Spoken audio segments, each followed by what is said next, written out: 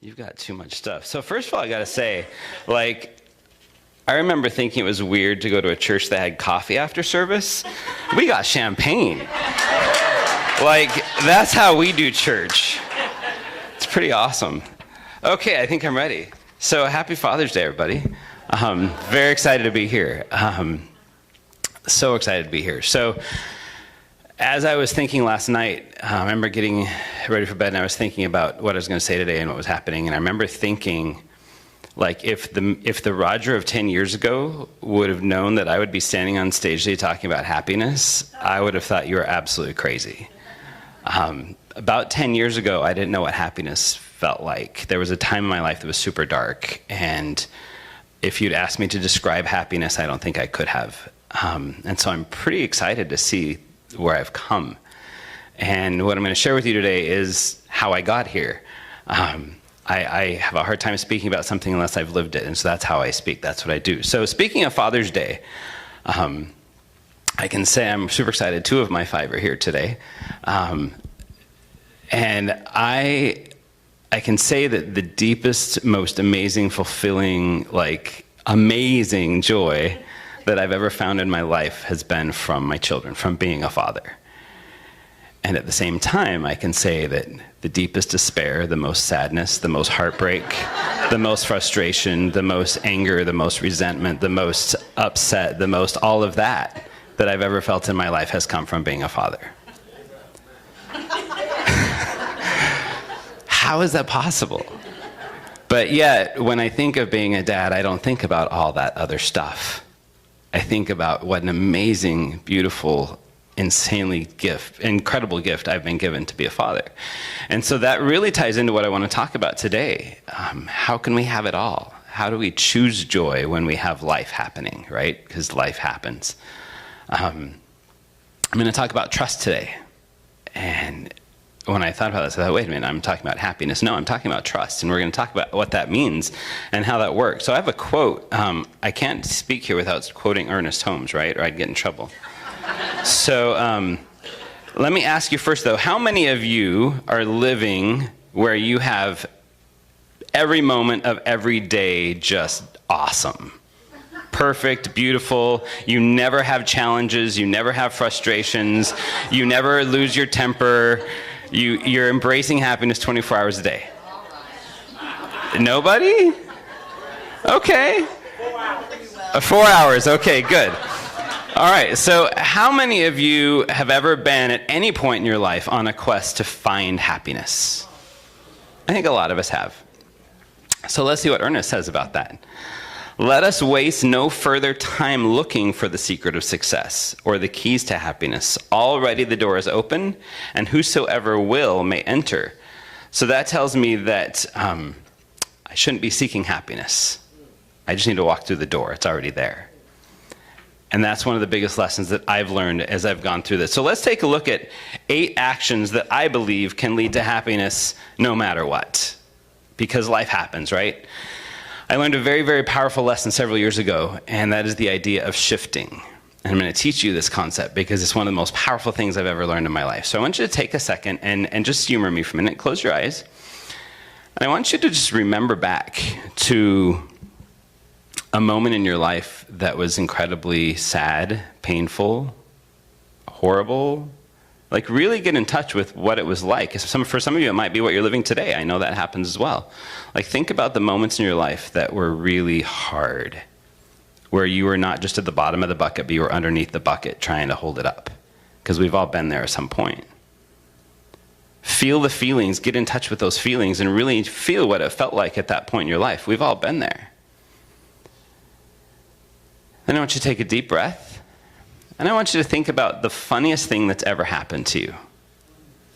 Really think about the funniest thing. In fact, I would like to hear some laughter, because we're in CLF and we do that. Really think about the thing in your life that caused you to just spit water out of your nose, or whatever happened to really bring joy and happiness and excitement into your life. Is everybody there? All right, so open your eyes for me and see how easy it was for you to shift your mentality. From sadness and despair or heartache or hurt or whatever it was to laughter, humor, fun, happiness. That's how easy it is. But then people say, but you don't understand, Roger. It really is. Yeah, I do. It really is that easy. As soon as we give ourselves permission to do that, because Ernest said, as the door is open, all we have to do is walk through it. So when we're having those moments where we're in the stuff, we can take a minute and shift. It really is that easy. Now I'm going to do something super unconventional because this is CLF. I want everybody to stand up for me for a minute. I'm going to teach you one proven, surefire method. And if you have anything in your hands, you might want to put it down so you don't hurt somebody next to you.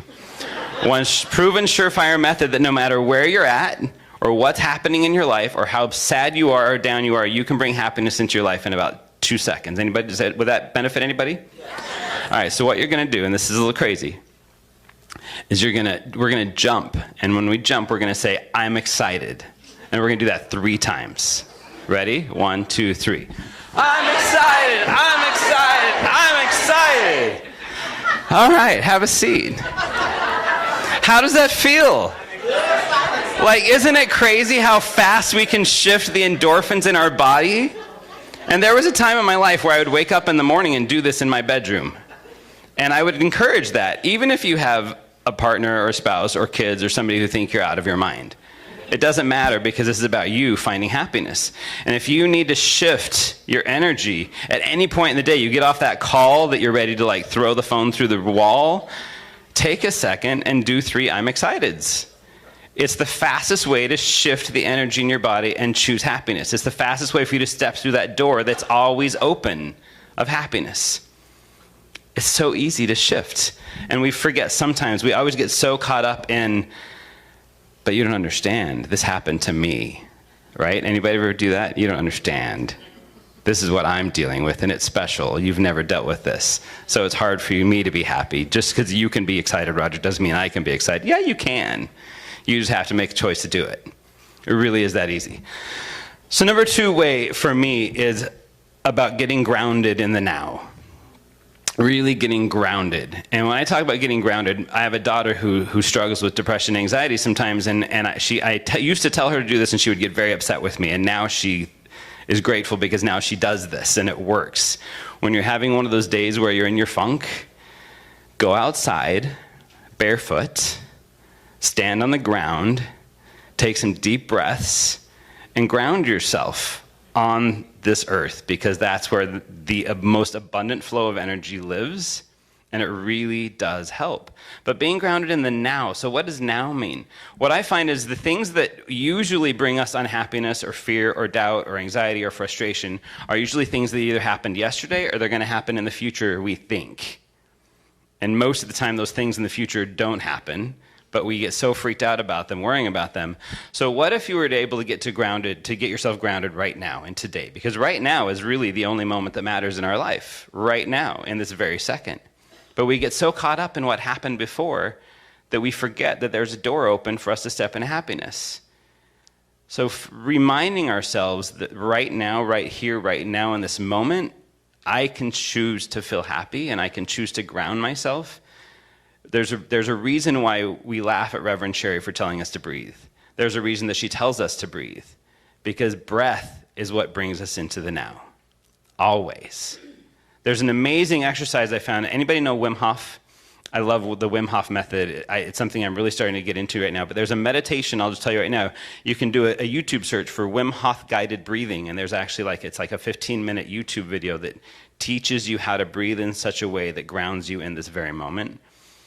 And I experienced it for the first time a couple days ago, and I was coming into a pretty rough, I was feeling kind of funky at the time, and I had some rough stuff that I thought was going to be rough that night to deal with, and I did this technique, and the rest of the night was awesome, because I grounded myself in the now, and I was able to connect with what's important. Breath and grounding yourself does amazing wonders for what you can do. One of my favorite ways to get out of a funk is to express gratitude. Anybody keep a gratitude journal? If you don't, I highly recommend it. Not just in here, which is where mine used to live, and I try to get it on paper now. But I'm going to make a challenge to you, and that is to start showing gratitude for the things that are bringing you unhappiness. Start showing gratitude for the things that are causing despair in your life. Start showing gratitude for the things that hurt you. Bless those that curse you. Remember that quote that somebody once said? Right? Yes. Shakti Tribe teaches that. It's Gratitude for what is bringing the unhappiness in your life will help you find the love for that thing. This morning, in this present moment, I'm giving gratitude for these hard church pews that remind me that I'm a human being and need to take care of my back. So you see, my back hurts, and I could dwell on the fact that my back hurts, but instead I can be grateful for this beautiful chair that I have to sit in because other people don't have chairs. And I can be grateful that chair reminds me that I need to take care of myself even though it's wrecking my back. But I have a choice of which way I can take it. Gratitude is the fastest way to get out of a funk. And an even faster way is to show gratitude for those things that are causing your funk. And that's hard. It's really hard. But find those things. We're going to talk a little bit more about that in a minute. One of our sacred 7 is my next way to find happiness in my life, and that is to serve. It's impossible to be unhappy when you're serving other people. It really, truly is. In any shape, in any way, in any form, whether it be, a friend of mine posted this morning on Facebook a picture of her little boy gathering shopping carts out in the parking lot, in which she asked him why he was doing that. He said, because that will make it easier for the man who has to come and do it. Like, that's service. Like, it doesn't matter where or how, and that's super simple. It could be a simple matter of opening a door for somebody. It could be a simple matter of smiling at somebody. That's service. But when you are serving others, it's impossible to maintain that funk that we're in. It is possible to choose joy through serving other people. So I'm going to challenge you all in the next 24 hours to find something you can do to serve someone. Anything at all. You can serve me champagne later. It'd be a great way to do it. Service helps in any way, shape, or form. There's a concept that I learned, in one of my coaching programs 20-something years ago, and I have to make sure I look at my note because it gets a little complicated. And the 5th step is what I call follow the B.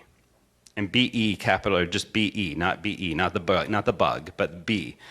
And there's a philosophy that I've tried to incorporate into my life. And there's 3 philosophies that people live by. The first one is have, do, be. Meaning, once I have my $1 million, then I'll be able to do good things in the world, then I'll be happy. Okay? There's philosophy number 1. Philosophy number 2 is do, have, be, which means when I go and do this, then I'll have this, then I can be happy. So those are the 2 most common that people live. We want to have something or do something first. But the concept that I want to impart to you is to be, do, have.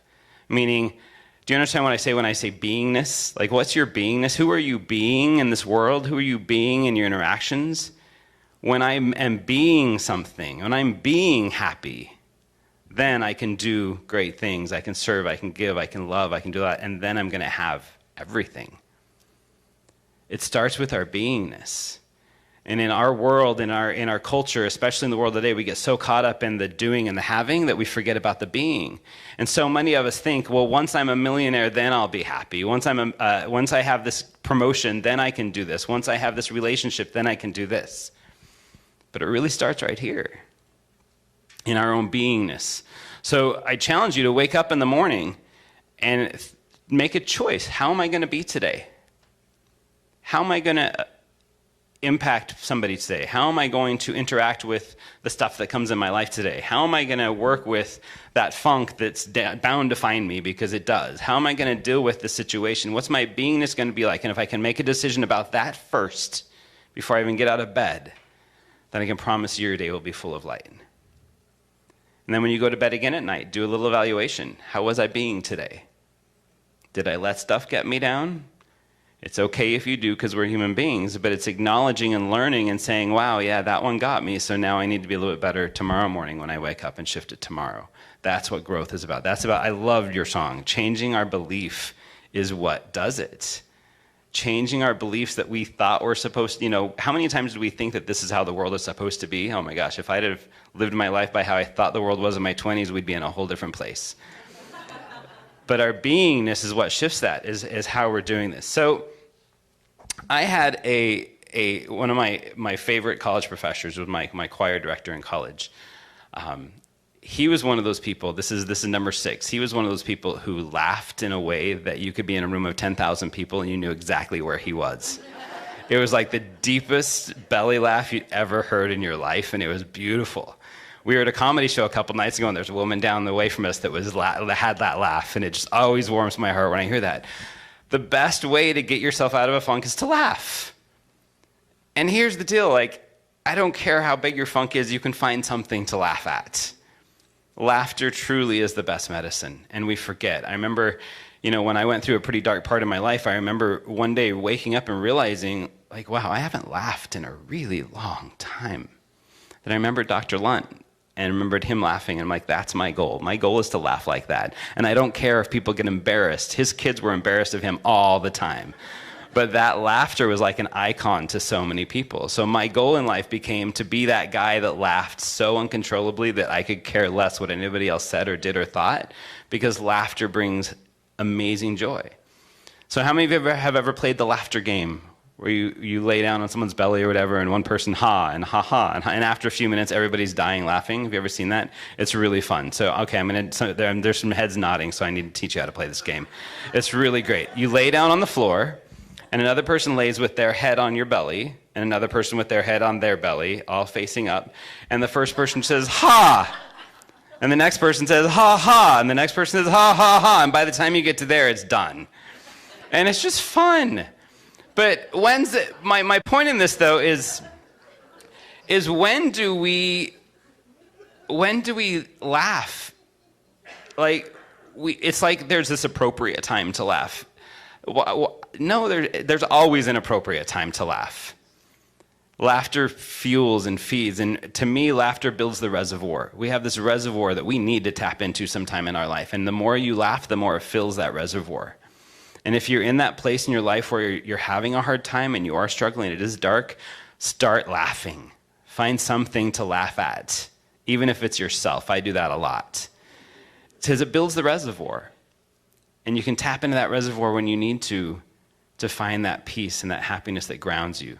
Laughter is truly amazing. If you need to watch a comedy show, if you need to do, put my picture up. I don't care what it takes. Find something to help yourself laugh, because laughter really, truly is the best medicine.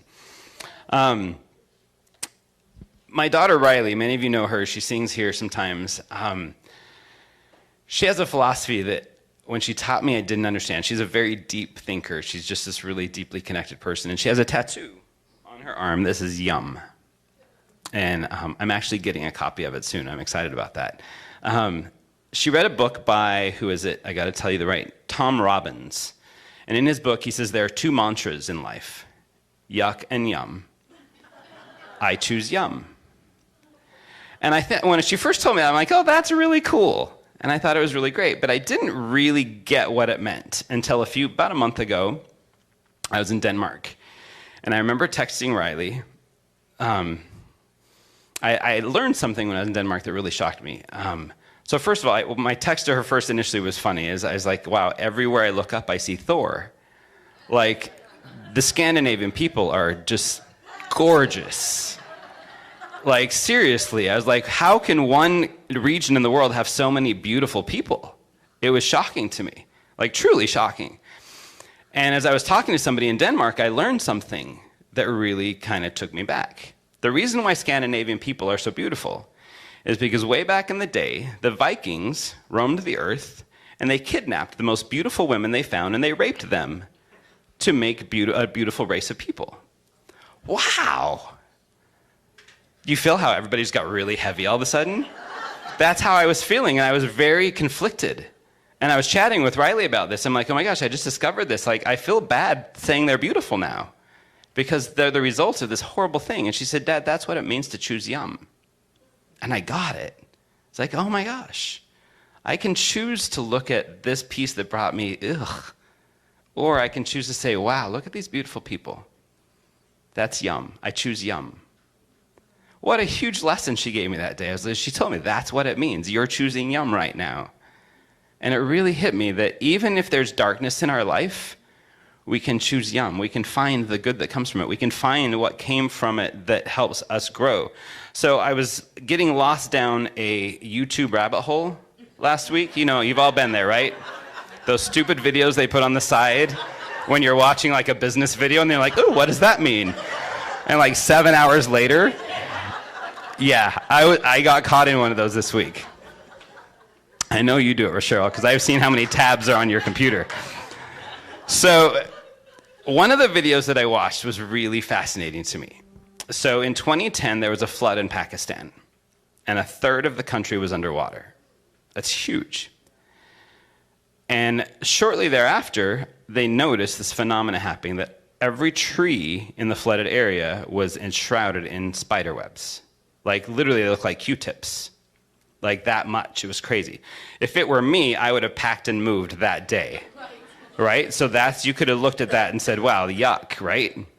That's really gross, and I don't want to live anywhere near that many spiders. So what happened is the floodwaters caused the spiders to go up in the trees. Because they, like humans, they retreated into the trees. And they built these spider webs that literally enshrouded all the trees. Like, that's gross. That's horrible to me. But what they found was the floodwaters took a long time to recede, longer than normal. And they bred mosquitoes. And they found that this mosquito population was actually decreased because they had these huge traps that were catching them, and the rate of malaria decreased in Pakistan. That's choosing yum. Like, you don't know what's happening. Like, all the funk and all the despair and all the garbage that happens in our life, I can guarantee you from my own experience, it always brings something that we can find to be yum about. We can make a choice. Do we choose yuck or do we choose yum? I choose yum. What a beautiful philosophy to follow. And it's super simple. It's super simple. The last thing, my last number 8, and this is the one that was the kicker for me, was trust. There is... never mind, I'm not going to go there.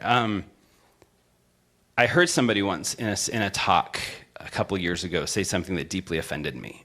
So at the time, I made my living by helping people break through limiting beliefs, because I believe everybody has them. And this man stood up and he said, if you have limiting beliefs, you have an issue with deity. And I got incredibly offended. I was like, what are you talking about? We all have limiting beliefs. And I was very upset. And it wasn't until I was preparing this talk that I realized how true he was. It really does come down to trust. Do we trust that our highest good is in action at all times? Do we trust that the spiders are there for a purpose? Do we trust that the garbage that's happening in our life is there to bring us to a better, greater, higher place?